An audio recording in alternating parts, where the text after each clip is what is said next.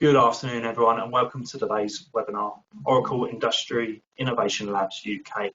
My name is Robert Allen, I'm APM Branches Manager, and I'll be your host for today. Today's session should last no more than 1 hour, but we're really keen to get you involved. So if you have any questions for Geoff, please submit these via your control panel. We'll be taking pauses throughout the presentation, and I'll use these opportunities to post your questions to Geoff. If not, I'll submit those to Geoff at the end of today's session. Today's session will count towards your CPD, and in your control panel there'll be some useful handouts to help you with CPD and other APM information. So it gives me great pleasure to introduce Geoff. Geoff is Director for Industry and Innovation Strategy at Oracle. Geoff, over to you. Yeah, thank you very much. So great to talk to this community, and thank you for having me. I will turn off my camera. You don't need to see me present while I'm presenting.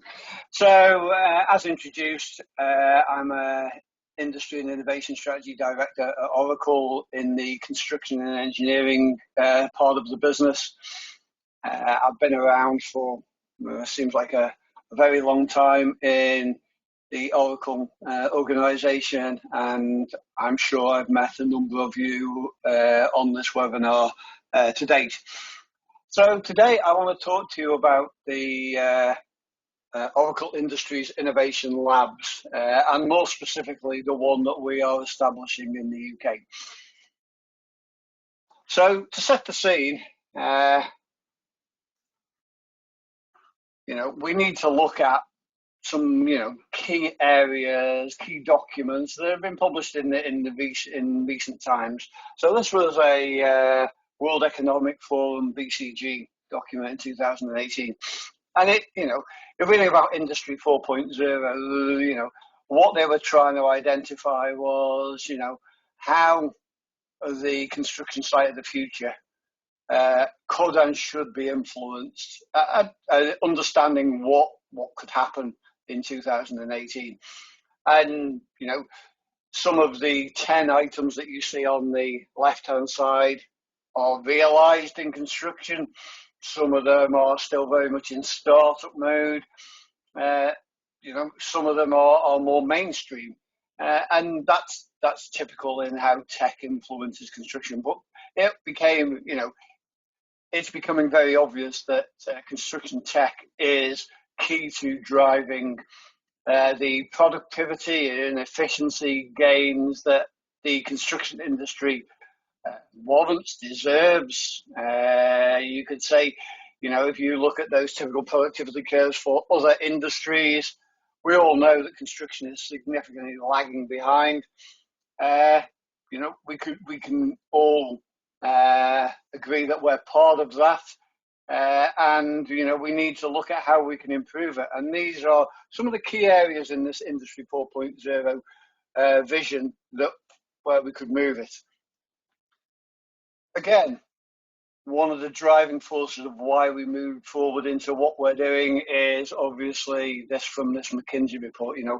Construction industry M&A is growing, but so is the way that construction is actually being undertaken. We're seeing a huge growth in modular construction, off-site, modern methods of construction, and that continues to grow apace. I think one of the biggest points to highlight on this particular report was the digital players that are now in play, and this is in 2020. So we know that there's a huge amount of investment from private equity, venture capital into construction tech. And 3,000 plus new players in 3 years, that's 1,000 a year, is huge. And that's still growing at that level, if not greater.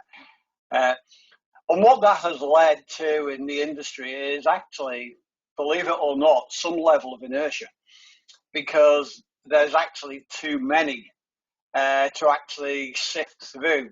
So many do similar, like-minded things. So it's not like when an organisation potentially, you use, Outlook or, from our case, P6 for scheduling, these are, as it says in the industry, you'll never get sacked for actually using those sort of tools. But in terms of innovation partners, there are so many, it's like, which one do we choose? And I've definitely seen and spoken to a number of the C-suite executives across the globe where there is this potential inertia because there is too much. And it's like, how do we select which one to move forward with? Hopefully that's one of the reasons for establishing what we've done. And then ultimately, this slide talks to the value of a digital platform approach to actually construction projects and execution, and that's really where we feature. We feel we have a construction platform that is growing, covers all of the key areas, but we understand that we will never be everything to every man. And, if we did, there wouldn't be the need for startups, there wouldn't be the need for any of the other tech out there. But, obviously we need to actually work with that construction vision of the future and actually bring to you not only a platform, but also what capabilities wrap around that from partners. And in this case, this is very much focused around innovation. And the final one, just to set the scene, we know that there is a huge upturn in the global construction market. There was another report out from McKinsey just this week, which talked about, up to $130 trillion of capex spend in the next 5 to 10 years, very much driven by the decarbonisation agenda. So, we have a huge part to play in that, but obviously in that same report they did call out the fact that projects are still delivered extremely late and over budget. So being able to actually deliver those projects more effectively is really what we're all about. And we've talked about the startup budgets there. These are huge numbers that are being put into the startup construction tech business on an annual basis. And really, it's about sifting through that and actually bringing to you a comprehensive mix of platform capability and technology from innovation partners to deliver you that construction site of the future. And really, that's what we did as Oracle. We took those concepts, and we also took the concept of the conference room pilot. We know that the conference room pilot has struggled for years, especially in the construction world. Potentially in the finance world, where it's very much office-based, and you can do the hat swapping and look at a desktop application. That may work for those type of conference room pilots. When we're thinking about bringing supervisors, we're bringing engineers, project controls, project managers, all into a conference room, and they're all wearing different hats, and they're all trying to relate to the job they do in the field and what you're providing to them in a conference room. And it's never been successful. I've been in this industry a very long time, and it's always been a problematic space. So taking where the industry is driving and that, we decided back in 2017 to actually create an Oracle Industries Innovation Lab, which is a real world mock construction environment where we can and where you can actually look at construction tech in place in the field, integrated with core Oracle technologies. And that's really what we're about. So, here's the mission statement that we set out, back in 2017. Obviously enabling Oracle to collaborate with customers, absolutely, and partners across the industry Co-innovation, we'll talk about that in a bit. Experiment and bring to life the power of transformative technology. So it enables you to actually visualize some of this tech which you may or may not have in play. And we are doing some of that sifting. We saw that 3,000 plus number. I am looking at innovation tech partners, maybe 2-3 a day, and actually understanding which ones would play and add value into our lab for the purposes of bringing that to yourselves. So this is really what we set out. So, and as you'd expect, our heritage is all about technology. So we not only do we look at these organizations, we want to ensure that the tech is right, the applications are, delivered into the sector. More importantly, they add value to this specific industry, and they are integrated. So ultimately, we want integration into the overall construction platform. We are not a marketing vehicle for partners. They are there to showcase the broad range of tech that actually can help you in the construction environment. But ultimately, bringing data to a common platform is important, and that's what we expect from our innovation partners. So what is construction innovation? Really, it's about, digitizing what has been previously manual, okay? That can be seen in many different ways and shapes and forms, from overflying with drones to digital progress, to RFID, to sustainability, all of that being leveraged, brought into an overarching common data platform, which is really what we are good at. And Oracle understands data better than anybody else. So we are all about bringing that to our construction data platform, and then allowing the project teams to actually make informed decisions. At the end of the day, that's what drives projects to completion sooner and at lower cost.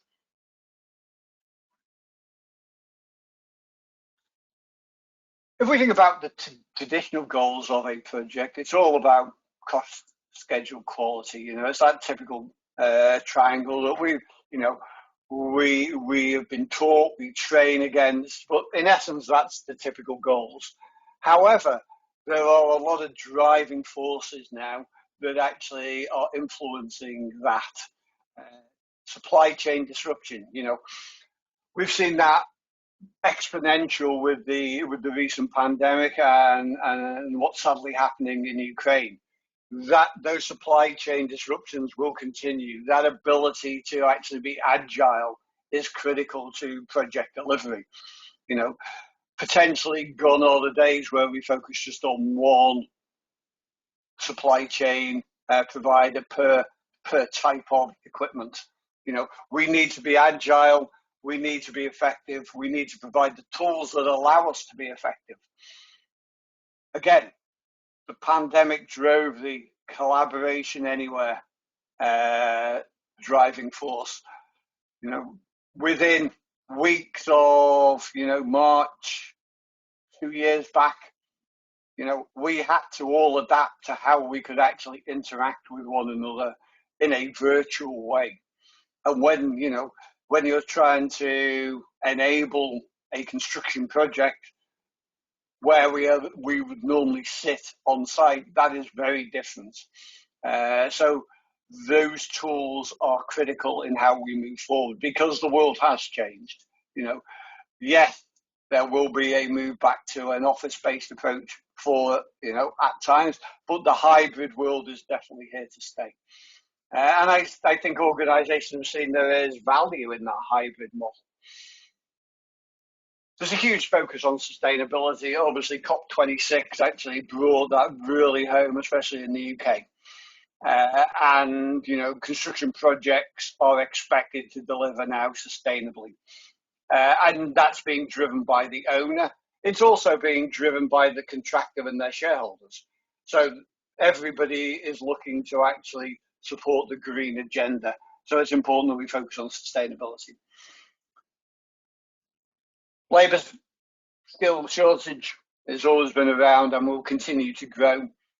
So again, we need tools that add simplicity, remove, those types of roles and jobs where, it makes sense to automate.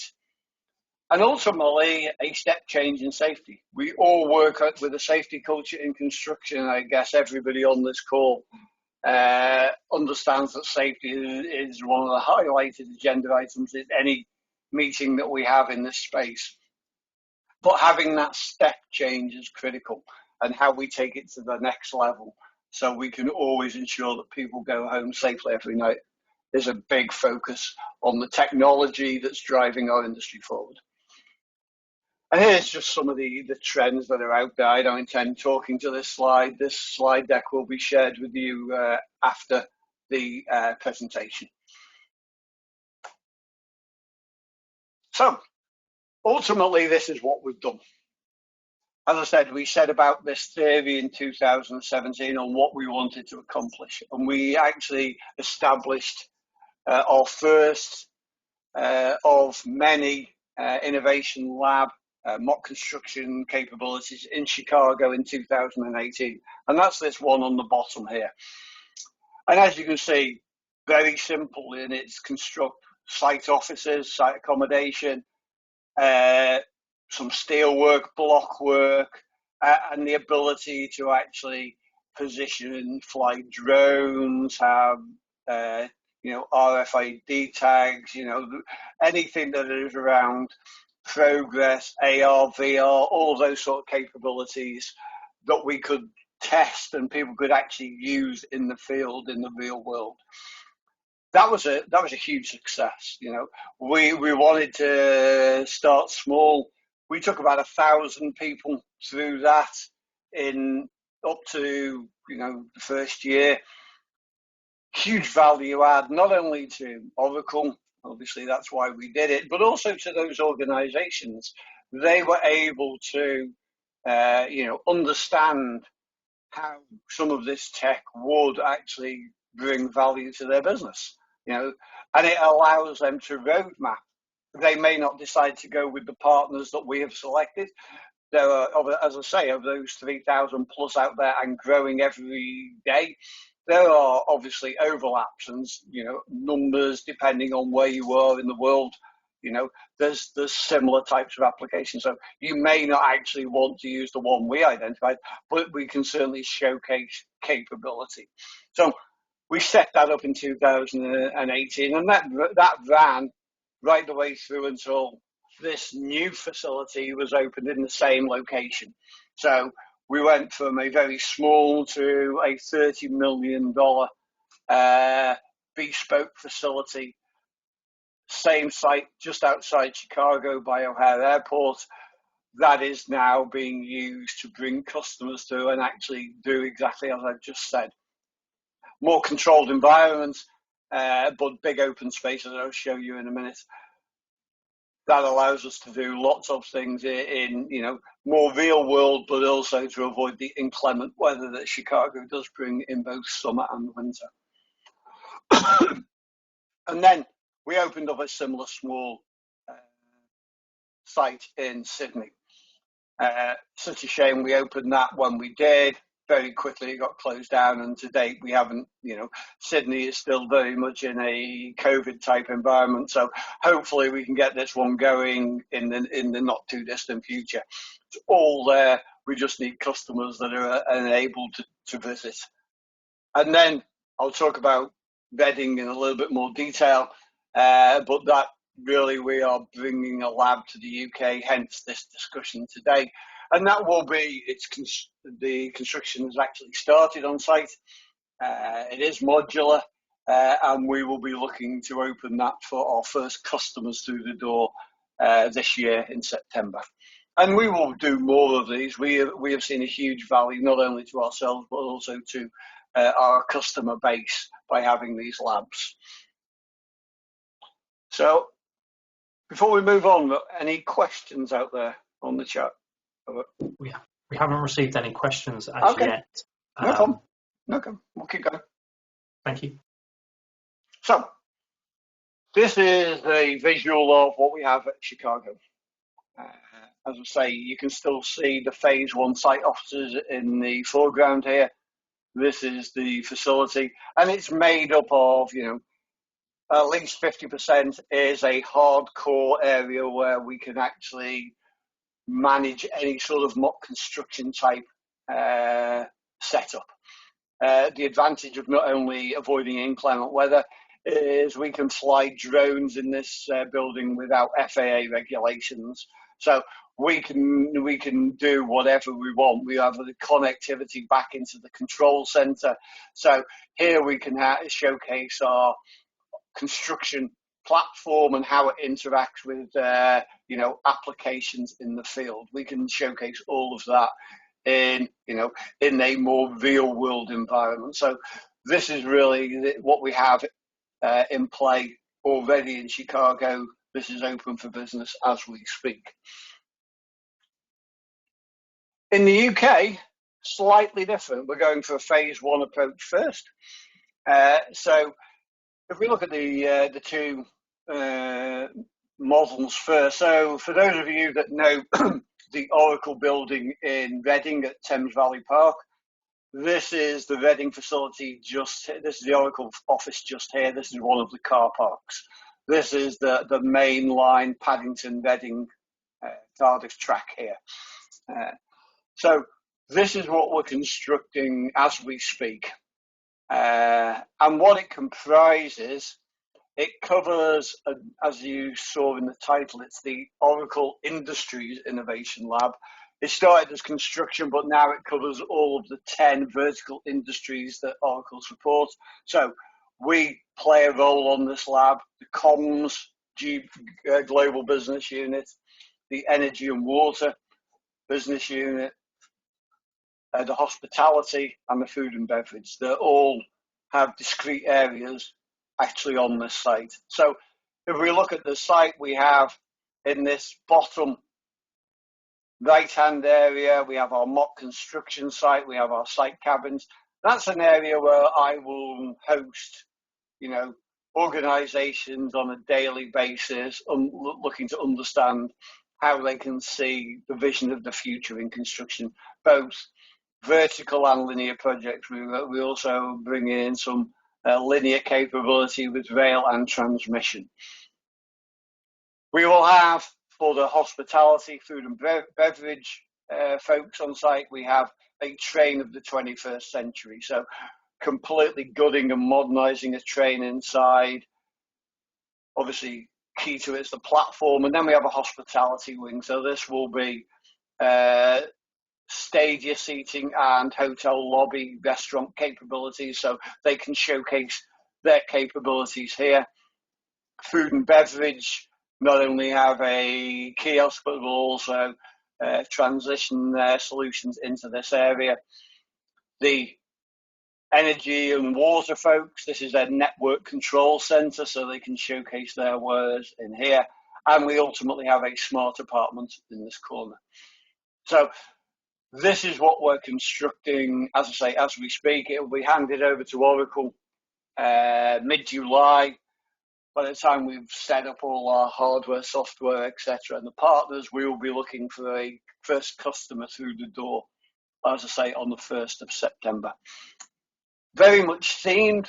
It's all about sustainability. You'll see we have a wind turbine. We're driving the electrical from the solar panels on the Oracle office. We're looking at every single aspect of sustainability. We've used green concrete in the foundations. Those are the sorts of things we are looking at in terms of sustainability. Accessibility. This will be totally accessible by, all types and natures of disability. Everything will be wheelchair ramped.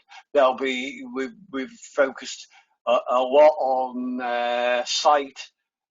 Those that are lacking in sight, we've made sure that all of this is accessible for as many disabilities as we can. And then mobility. Obviously, we want to ensure that all of this is driven in the main through, smart tools, tablets, mobile phones, etc. Hence the reason for the comms CEGBU. So, what do we intend accomplishing at the lab? What could you expect to accomplish? So, really, there are some, areas, 16 areas that we look to use the lab for. Obviously, the predominant one is showcase the art of the possible. So on a normal weekly basis, we would expect at least 2 to 3 organisations to come through the door where we can actually showcase the art of the possible and hold a typical business meeting, potentially think about how we could help you roadmap that tech into your organisation. Okay, so that is the predominant use of the lab. In terms of other areas, we'll be working with both Oracle and our innovation partners around hackathons. Co-innovation will be a big part of the lab. So co-innovation with partners, so that's Oracle to the innovation partners we have. We also allow the partners that are signed up to be innovation partners to actually co-innovate between themselves. So they can use that lab to do that without Oracle interference. We also intend having a number of big construction organisations have approached us to actually co-innovate using the site with Oracle. So bringing some of their key people to site and understanding how and what we can do with our platform and their thinking. Okay, so again, enabling that, test and validate different technologies. So you will see that we have a group of partners that we've already engaged, but we will continue to grow that. We also, where we have a close relationship with a construction organisation, if they want to bring some of their partners to site, we can accommodate that. Okay, building prototypes. So a lot of co-innovation, also working with academia. So we have a relationship with the Reading construction faculty, and their postgrad students will be using this facility. So, a lot of co-innovation is going to be taking place there, in addition to the overarching area, which is showcase the art of the possible. That's really what the lab is about. Currently, we work with about 32 partners globally, but some of these partners don't want to work outside of the US, some don't want to work outside of Asia, some only want to work in the UK. So this is the overarching list. As I say, all have to be integrated with our overarching common data platform. These are the partners, of which there's 14 currently, but there will be more, that are working with myself at the UK lab. So these are the partners you will encounter when we come to, if you bring your organisation to the lab in Reading. So we have, just quickly to name what these organisations do, we have IntelliWave in terms of material management and control, CA Expert data visualization, BuildDot open space reconstruct, all about the ability to manage progress in 3D against the actual model. New metrics. This is an AI safety application, so taking safety to the next level. We have H3 Dynamics, drone in a box, circular around carbon management and understanding an asset life cycle in terms of recycling, repurpose, reuse. Evercam, they currently have a contract with the Oracle facilities and real estate people, and are also part of the lab. So they're actually construction cameras. So they're actually managing all of the time-lapse videos of the construction being built. Propagate, last mile logistics. Great for inner city projects where you actually don't want trucks queuing. It's about managing that truck load onto site effectively. Esri, lots of you on this call will know about Esri, how it manages. It's the predominant de facto linear management solution out there. in terms of graphical representation. Lily AI, natural language processor, but for projects and contracts, looking at linking to things like email servers. Very good. So, when we think about document writing, people usually focus on documents, but when they write emails, they often don't. And this is the ability to actually use project and contract-driven NLP against it.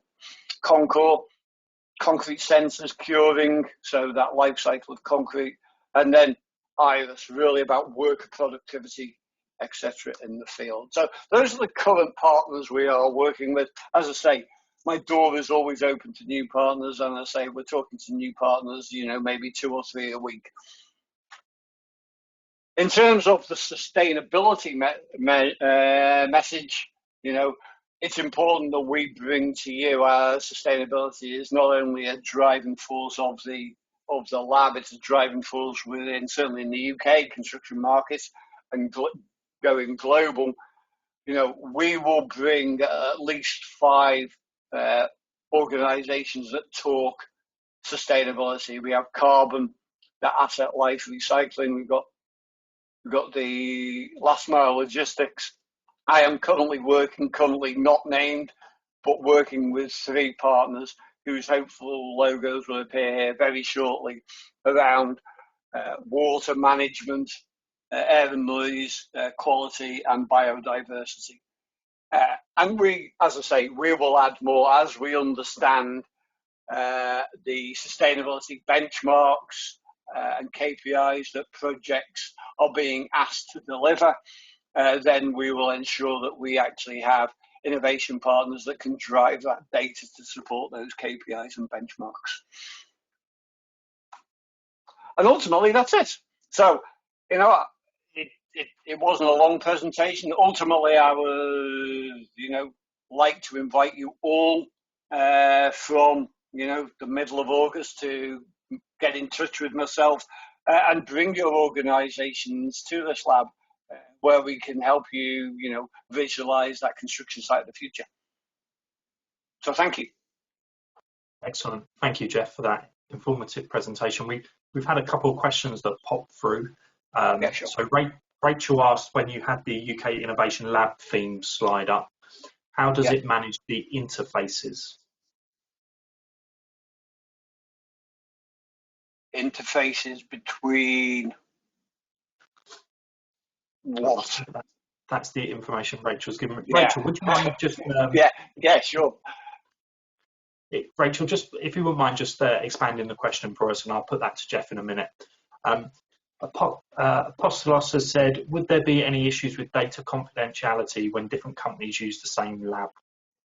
No, because we expect all our innovation lab partners to sign an OPN, which is the Oracle Partner Network Agreement, and even the larger construction companies that want to co-innovate with us have to sign that, and that's a pure IP protection requirement. So it protects our IP from them and their IP from us, basically. Excellent. Thank you, Geoff. Phil has said or shared, I'm a big Formula One fan. I've noticed that Oracle are now title sponsors of Red Bull Racing Team.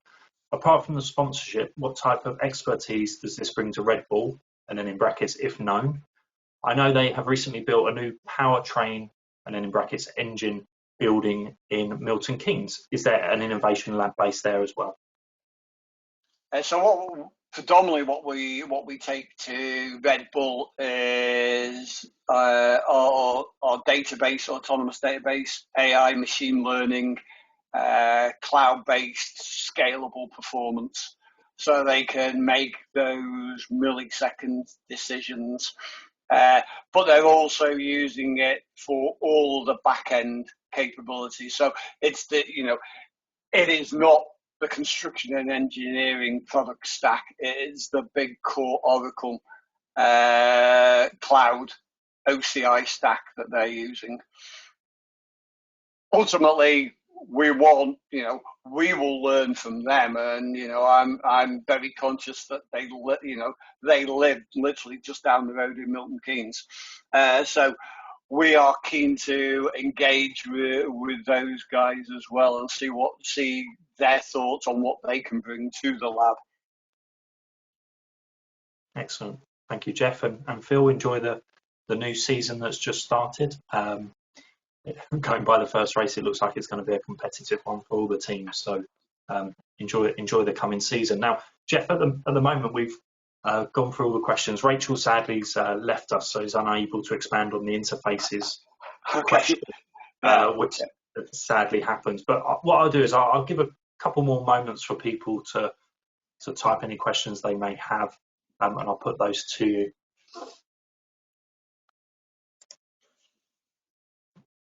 You know, there will be more in the press as we get closer to the opening, but really, as I say, the opening is in September, so anybody can feel free to contact myself or through you, Robert, and we can start to think about getting people to the lab, and the bookings will be open for the beginning of August. Perfect, thank you.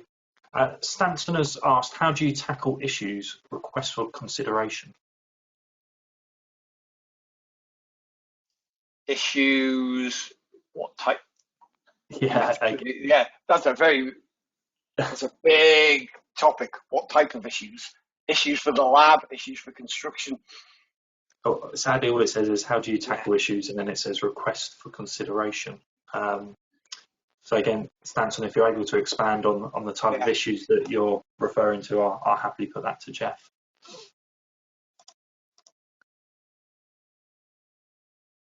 I'll give a couple of moments for that to happen, but as I think I might have said at the beginning, Geoff has kindly allowed us to record today's session, and we're going to put that onto APM YouTube. On APM YouTube, you'll find a whole host of past webinars that have taken place. Stanton's just expanded a little bit on the issues. So issues for future construction, i.e. construction whiteboard. We are looking at all sorts of tech. So if any of your members on this call have a pet innovation partner that they really think adds value to a key area, feel free to just ping me with them, because it may be that I haven't actually seen one of those partners. They haven't approached us, or we haven't been advised of them. So if you know of one that's not on that list, but you actually think they add a really niche value in an area, let me know, and I'll definitely listen to their pitch. Excellent, thank you, Geoff, and Stanton, thank you for expanding. With regards to future connections, the APM branches team will be sending out an email tomorrow with a link to a survey and also a link to this recording.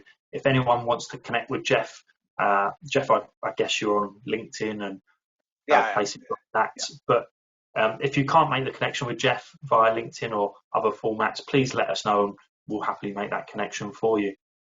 Geoff, I feel that we've covered all the questions and the comments that have come through, so it kind of just leaves me to say thank you for your time today and your knowledge, and I wish you well with the opening at the end of the year. Thank you very much indeed. Thank you. Excellent. And thank you everyone for joining us today, posting some great questions and getting involved with the interaction at the beginning. As I said, we'll send you a survey link and a copy of the recording.